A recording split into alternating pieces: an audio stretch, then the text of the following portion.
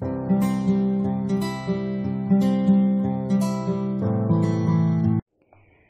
Friends, स्वागत है आपका मेरे YouTube चैनल दीप क्लासेस में, जिसमें हमारा आज का टॉपिक है महादेवी वर्मा के प्रसिद्ध गीत यह मंदिर का दीप इसे नीरव जलने दो के महत्वपूर्ण अंशों की सप्रसंग व्याख्या।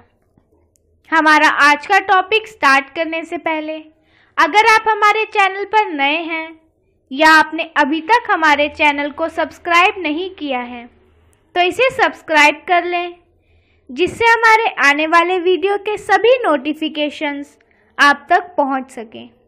चलिए अब हम अपना टॉपिक स्टार्ट करते हैं। इसका पहला अंश है यह मंदिर का दीप इसे नीरव जलने दो।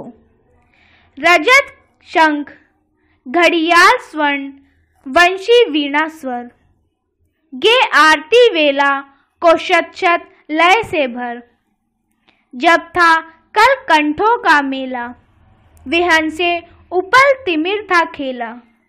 अब मंदिर में ईष्ट अकेला, इसे अजीर का शून्य गलाने को गलने दो।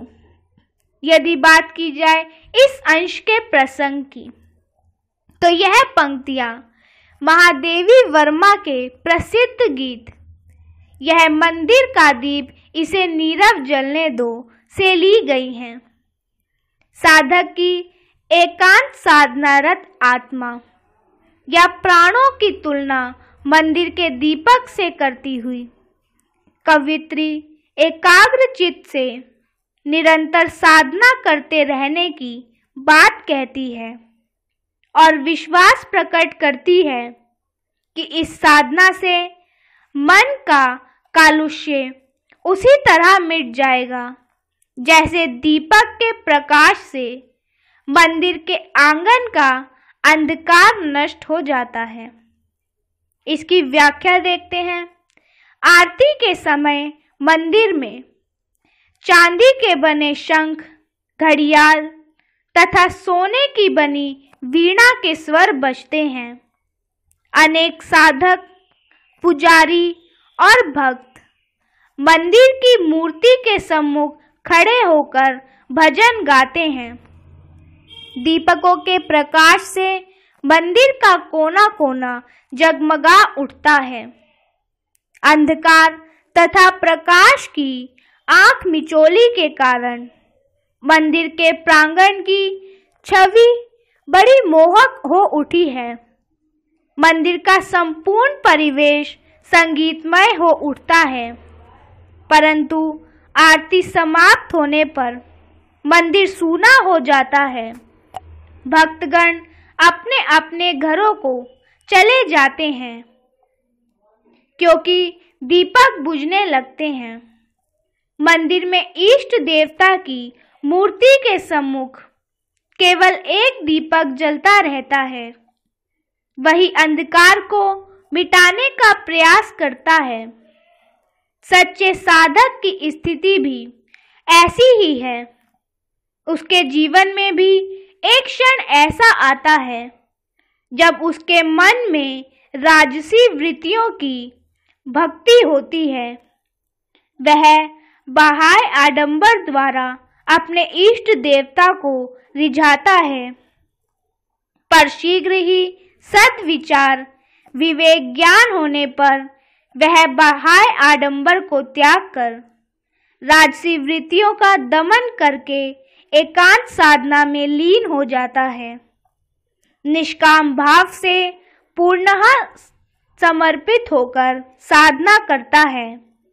जैसे मंदिर के गर्भगृह में देव मूर्ति के सम्मुख केवल एक दीपक जलता है, उसी प्रकार साधक के मन रूपी मंदिर में केवल आराध्य ही रहता है। वह उसी का एकाग्रचित्त से ध्यान करता है। उसे विश्वास है कि वह एकांत साधना, निष्ठा और पूर्ण समर्पण भाव द्वारा अपनी आत्मा के कालुष्य को नष्ट करके अपने आराध्य को प्राप्त कर लेगा। वह कृत संकल्प है, अतः दुर्बलताएं उसका कुछ नहीं बिगाड़ पाती। उसका आत्मविश्वास और संकल्प शक्ति निरंतर बढ़ते जाते हैं। इसकी विशेषताएं देखें तो इसकी पहली विशेषता है अन्योक्ति पद्धति का प्रयोग किया गया है। दूसरा, इसमें प्रतीकों का प्रयोग है, जैसे दीपक साधक के प्राण और जलना साधना करते रहना। इसका दूसरा अंश है चरणों में चिन्हित अलिंद की भूमि सुनहरी, प्रणत शिरों के अंक लिए चंदन की दहली, झर सुमन बिखरे अक्षत सिद्ध, धूप अर्ध्य नैवेद्य अपरिमित, तम में सब होंगे अंतर्विहित, सबकी अर्चित कथा इसी लौ में पलने दो। इसका प्रसंग देखते हैं। यह पंक्तियां महादेवी वर्मा के प्रसिद्ध गीत यह मंदिर का दीप इसे नीरव जलने दो से ली गई हैं। इन पंक्तियों में रात के दूसरे पहर के समय मंदिर के दृश्य का वर्णन किया गया है। इसकी व्याख्या देखते हैं। आरती के समय अनेक भक्त अपने मस्तक पर चंदन का तिलक लगाकर आए थे। मंदिर के गर्भगृह में प्रवेश करने से पूर्व उन्होंने चंदन की लकड़ी की बनी चौखट पर अपने चंदन रचित माथे श्रद्धा भक्ति भाव से टिकाए थे। अब भी वह चौखट उनकी सुगंध से सुवासित है तथा उस पर यत्र तत्र चंदन के सूखे कण बिखरे हुए हैं। मंदिर के आंगन में होकर यह भक्त गर्भगृह तक आए थे। मंदिर के आंगन की लिपि सुनहरी भूमि पर उनके चरण चिन्हों की छाप दिखाई दे रही है। आसपास भक्तों द्वारा पूजा के लिए लाए गए फूल, रोली, अक्षत के कण बिखरे हुए हैं। देव प्रतिमा के निकट अब भी पूजा का थाल रखा है, जिसमें नैवेद्य रखकर प्रतिमा के चरणों में अर्पित किया था। परंतु जैसे जैसे रात गहराती जाएगी, अंधकार घना होता जाएगा। ये सभी वस्तुएं अंधकार में छिपती जाएंगी। केवल दिखाई देगा वह दीपक जो जल रहा है, प्रातः काल तक जलता रहेगा। दीपक के इसी प्रकाश में बिखरी पूजा अर्चना की सामग्री का कुछ आभास मिलेगा। महादेवी ने संकेत दिया है कि आडंबर युक्त पूजा अर्चना की तुलना में सच्चे मन से एकाग्र होकर पूर्ण समर्पण भाव से निष्ठापूर्वक की गई पूजा ही श्रेयस्कर है। दिखावटी पूजा, फूल की इच्छा से की गई पूजा अस्थायी होती है। उसका प्रभाव और फल कुछ नहीं होता। एकांत, निश्चल, पूरी निष्ठा के साथ की गई निष्काम भक्ति ही सार्थक है। इसकी विशेषता देखें तो महादेवी भी कबीर की तरह भक्ति में बाह्याचार आडंबर के विरुद्ध है तथा कबीर के अजपा जाप को मन ही मन भगवान के चिंतन मनन को सच्ची भक्ति मानती है।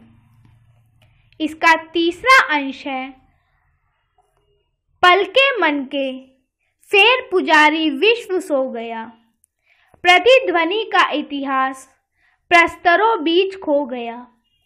सांसों की समाधि सा जीवन, मसी सागर का पंथ गया बन। रुका मुखर कण कण स्पंदन, इस ज्वाला में प्राण रूप फिर से ढलने दो। इसके प्रसंग को देखें तो इनमें भी कवित्री मौन, एकांत, पूर्णतः समर्पित भाव से साधना को ही महत्व देती है। व्याख्या पर आते हैं।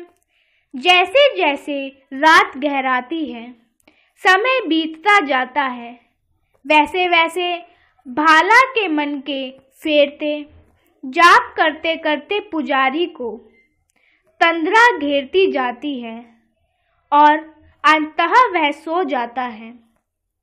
आरती के बाद संगीत की विविध ध्वनियाँ कुछ समय तक मंदिर के प्रांगण में और आसपास की दीवारों के पत्थरों में गूंजती रही। उनकी प्रतिध्वनि सुनाई देती रही, पर अब वह भी मौन हो गई हैं। जीवन अब केवल सांसों में सिमट कर रह गया है।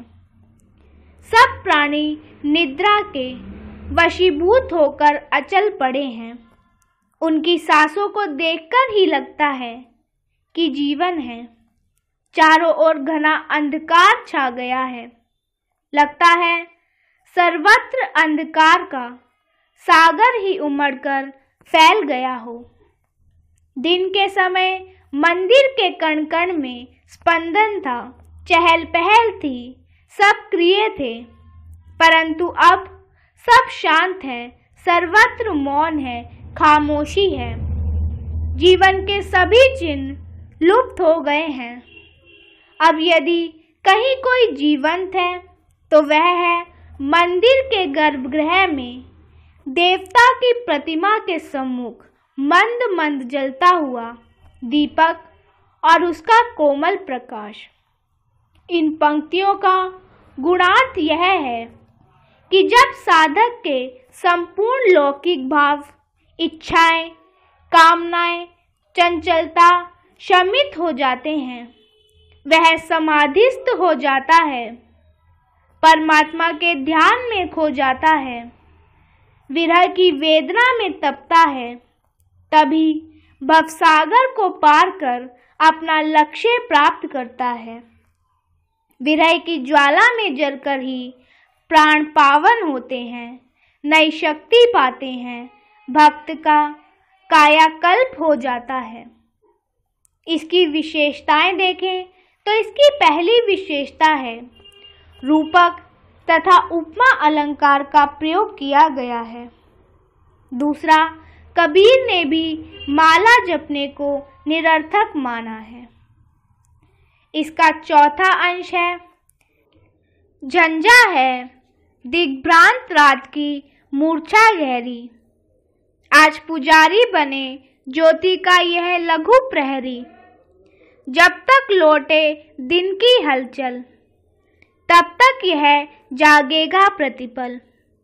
रेखाओं में भर आभा जल, दूत सांझ का इसे प्रभाती तक चलने दो।